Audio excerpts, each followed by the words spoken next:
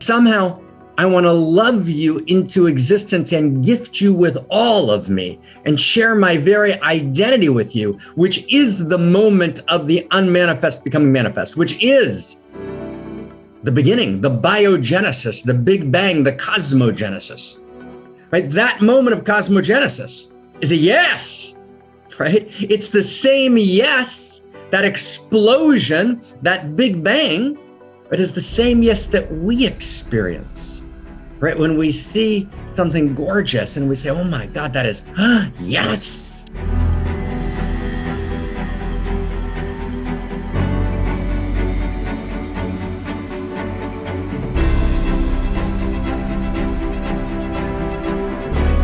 The core question that we have to ask in our lives is there a welcome home sign in Cosmos? And Einstein intuited it for a moment when he says, is the universe friendly? But it's more in a way, it was an intuitive question to a reporter. The reporter said, like, what's the big question? He kind of off the cuff said, well, is the universe friendly? What he meant, or he should have meant, but what we mean is there, are we welcome? It's the ultimate question. And our knowing here in One Mountain, Many Paths is that, in fact, the answer to that question is a resounding yes.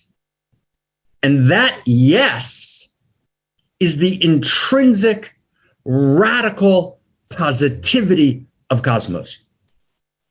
It's the very yes of the Big Bang. It's the yes when the unmanifest became manifest. When infinity disclosed itself as finitude. When the infinity of intimacy, sometimes called the implicate order, other times called God, other times called Mat, other times called Geist, right? Other times called Atman as Brahman, other times called Adonai Elohim, otherwise called the Great One, right? She goes by many names. But when the infinity of intimacy said, I want to have lunch with you, right? I don't want to be alone.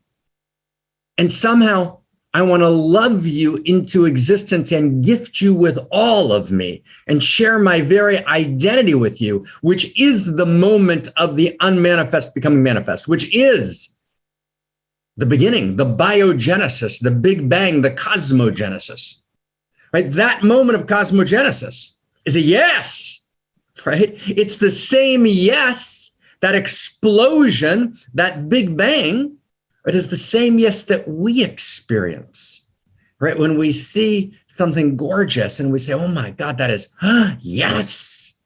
It's the same yes we experience at the height of rapture, right? As it explodes, right? In the climaxes of embodiment, we cry out, oh God. And underneath, oh God, we're saying, oh eternity. And we cry out, yes. And we cry out the name of the other person. And that's transcultural. And that's transtemporal. That's across space and across time. Why? Because in that moment, we understand yes. And that yes echoes the yes of the Big Bang. And the yes is saying, we're welcome. The yes is saying, we're needed. And at this moment, as we literally stand poised between utopia and dystopia, we need to actually take responsibility for the knowing of that yes. Because that yes says there's intrinsic value in Cosmos. That value is not merely a fiction, as my friend Yuval says. It's not merely a figment of our imagination. It's not merely a social construction of reality. Value is innate to Cosmos. And we are part of Cosmos's expression of its own innate value. So when I cry out at the moment of ecstasy, oh God, in your name, and yes, it's actually the infinity of intimacy, oh God, saying yes to your name. It's the infinity of value that is your life. And you actually have the direct experience that you're intended, right? And you're needed, right? And you're desired, right? And you're love adored, and you're recognized, and you're chosen, right, by all of reality. And those are the basic core needs of a human being beyond Maslow's hierarchy of needs. Wow. And so this is a big moment. I spent very, very early in the morning reading a series of studies and papers from various sources about the crisis in hospitals, particularly in the United States, but also in other countries in the world. And the core of the crisis has actually tragically, the core of the crisis, its root cause, nothing to do with COVID-19. It's actually the structure, and this is particularly in the United States, the structure of hospitalization, right, itself is a win-lose metrics.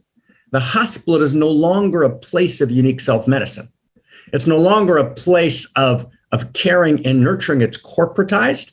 It's turned into commodified units of time, and decisions about health and wholeness have been hijacked from the doctor, right, to the university administration, which itself is owned by larger interests that are looking at bottom line graphs of profit loss.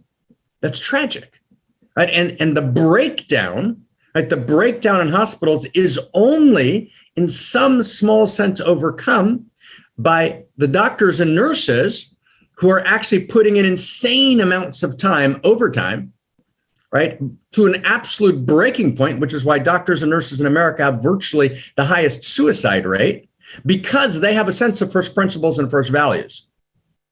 But the new generation of doctors and the new generation of nurses are actually growing up without first principles and first values.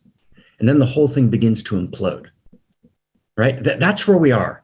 We're at this place between utopia and dystopia, facing existential risk in so many ways because we're not looking up, because we're actually operating, right, under the assumption in our bodies that we're not welcome in Cosmos, that we don't have intrinsic value. And all moments of intrinsic value, my friends, are priceless.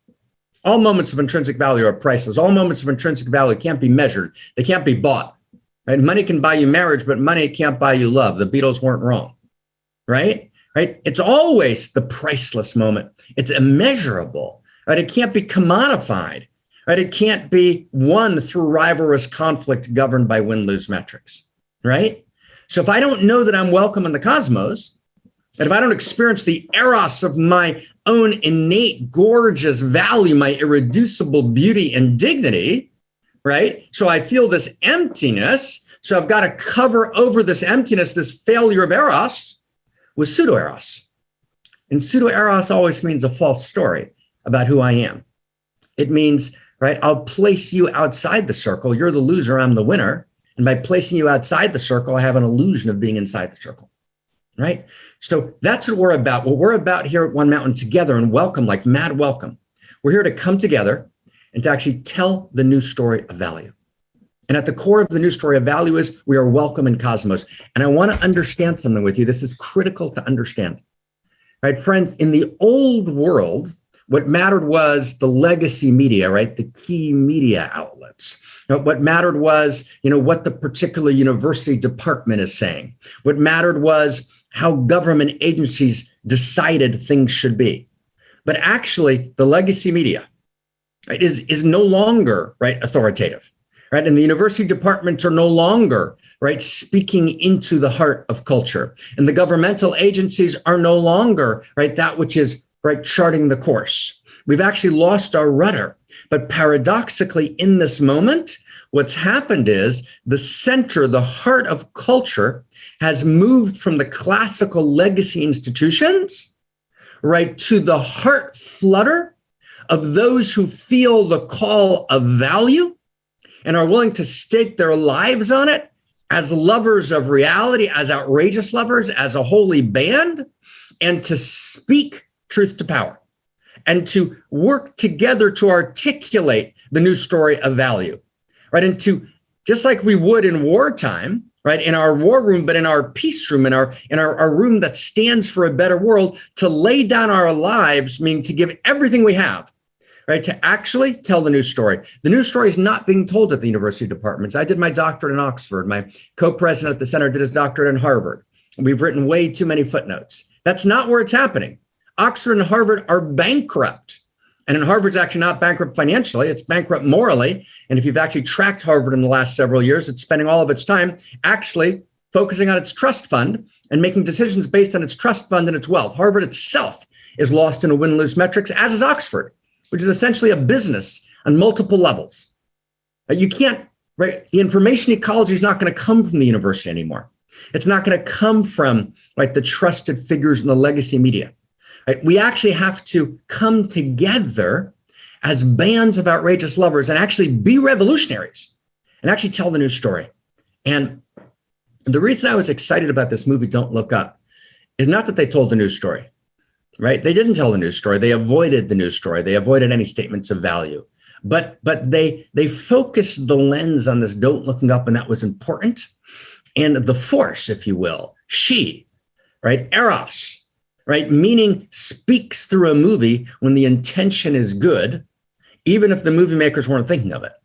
And so we're using this movie. It's not that we're spending 6-7 weeks in one movie. We're actually using the movie as a foil to actually hear the unconscious, the hidden voices. We're engaged in cultural hermeneutics, meaning we're reading the texts of life. We're reading the text of culture, and we're unpacking much larger issues, much more critical understandings, right? Through, right, stepping into these sacred texts of popular culture. Wow. And we're doing it for one reason, because we're the revolution. Because we can't rely on other people being the revolution. It's ours to do. We're taking full responsibility for the future together, loving each other, right? We're fully responsible to generate the new story and the new story of value. And we're actually taking the position of the atheist. What I mean by that is, and it's subtle, it's beautiful. One great master in the 19th century, Nachman of Breslov, says, why did divinity create atheism, right? And Nachman answers, so that when it comes time to stand, you're an atheist, meaning you don't rely on some God who's going to do it, right? You actually say, it's only me. It's only me and my friends. This is ours to do, right? Excalibur, right? The sword of Arthur has been pulled, and it's in our hands, and it's our quest, right? And it's our code of chivalry, right? It's ours to do. Even as we know paradoxically that that the infinity of intimacy, the divine force lives in us and holds us. And every place we fall into her hands. So it's a crazy honor to be with you, right? And to love each other outrageously. And to be in this conversation, to record everyone and to put it into the source code of culture and to articulate these understandings together for the sake of the whole, right? For the sake of the evolution of love, for the sake of facing into existential risk and understanding that its root cause is a failure of story and that it's ours to do, it's our quest, right? To retell that story of value based in first principles and first values.